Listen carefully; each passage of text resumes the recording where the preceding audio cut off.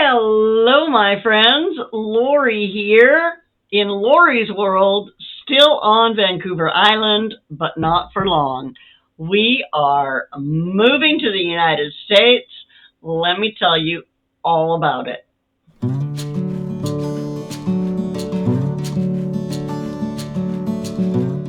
So, if you've been watching my channel for any length of time, and oh my gosh, it has been up here forever, although I haven't always been very active on it lately. You can go back and watch my videos back in September and October to see why I haven't been around for a couple of months. But here I am with exciting new news and a whole new story and adventure to share with all of my friends out there. And that's how I see all of you, as my friends, my companions, the people that I can talk to when I have nobody to talk to. And yeah, so here we go. So we are moving from Vancouver Island to the middle of Oregon. Well, actually, the mid coast, Newport to be exact, which, I don't need to hide that. There's a lot of places to go in Newport where you won't necessarily find me. But yeah, so Newport, Oregon, and the reason we chose Newport, Oregon is because we own a house there and we used to live there. It's actually where I met Dave 25 some odd years ago. And so we have a history there. Dave is an American. He is from Oregon, born and raised in Oregon. My mother, Mima, is also an American citizen. She was born in Coffeyville, Kansas, of all places, and has also lived in Oregon for many, many years. Now, we've been gone for 12 years, which means, so if you know my story at all, you know that I moved down to the United States when I was about 18. And I got my PR card, and I worked and lived down in the United States for almost 40 years. So I've actually lived more time in the United States than I have in Canada, which is the country of my birth.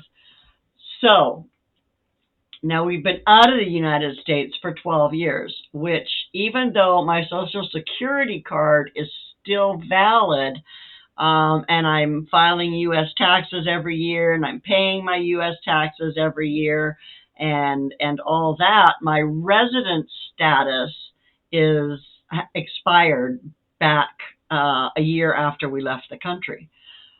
So we have to go through a bunch of customs and immigration stuff again. I'm not sure entirely everything that we need to go through, but one thing that I did, when I first got my green card, I was sponsored by my mother. And like I said, this was back in the 80s. It's a long time ago. Yeah, so although she's still alive and her sponsorship probably still holds, we have had my husband has actually filed an application to sponsor me again as a new permanent resident if he needs to. Honestly, I should be able to just fill out a form I-90 once I get down to the United States and work on reactivating my current card. But I hadn't done that research when we first decided to move, and I was like, well, it can take up to a couple of years, baby, so we should get this application in now. So we went ahead and put the application in and paid the fee, and so there's that if it needs to be. And there's also the fact that I have an existing alien number, even though my status is non-resident at the moment. So it's kind of interesting, with all of the illegal immigration going on down in the United States. And I am so against that because of all the things that I've had to go through my life to be able to migrate to the United States legally and assimilate and become more American than Canadian. Which I think for anybody who moves to a new country, that should be your goal. You should be moving to that country because you admire what the country has and what the country has to offer you, not because you hate it and want to destroy it. If you hate a country and want to destroy it, Go back home. Continue destroying your own home. Anyway, I digress. So I will be documenting. I don't know how much they'll let me film going through the border crossing. It'd be great if they let me film all of my interactions with ICE and all that, but I don't know that they will. So, but I will document it for you guys and keep you posted of any hassles that we have. We're not really expecting any problems with going back to the United States. I will most likely enter as a visitor and will have to abide by the dates and regulations and stipulations that immigration and customs control puts on me because I am a grown up and I am responsible for following deadlines and meeting requirements of being able to be in the country legally. So, anyway, one thing that I did learn that I shot a little video, which is something about that you will need to know if you are thinking of leaving one country and going to another country. So take a look at this. If you are somebody who is thinking about moving from Canada to the United States, and you are somebody who likes to do home canning and home preserving, keep in mind that when you move across the border to another country, you cannot take your home canned goods and you cannot take your home freeze dried goods. So, why not? Because the food and drug regulation people say no. Why? You have a safe hands certificate. I do, but it's not enough. I am not a commercial kitchen. All that hard work. All that hard work.